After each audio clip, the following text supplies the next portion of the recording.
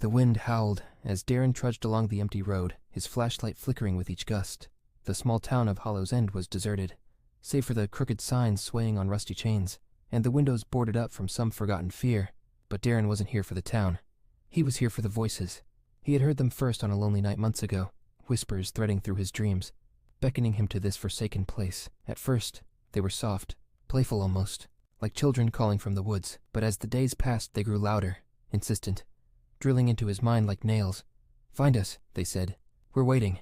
And so, here he was, standing at the crossroads in the center of town, the air thick with silence and something else, something darker. He could feel it now, a pressure building in his chest, pushing at his ribs like something wanted out.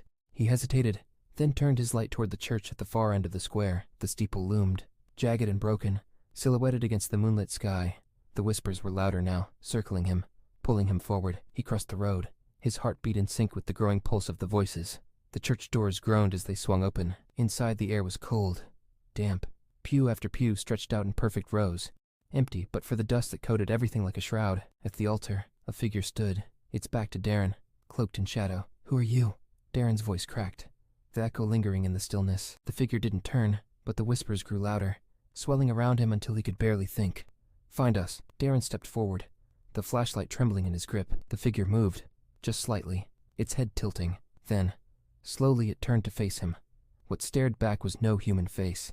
Its eyes were hollow voids, empty as the town itself, and from its mouth spilled not words, but an unearthly wail that reverberated through Darren's bones. The whispers coalesced, no longer fragmented, but one voice, one message. "You brought us here." Darren's breath caught as he realized. He had heard those whispers not just in Hollow's End. They had followed him for years, and now they had found their way in. The figure stepped closer, its face twisting, and Darren dropped the flashlight, its beam rolling across the floor. "You can't leave," the voice hissed, as the doors behind him slammed shut. And then, the darkness rushed in,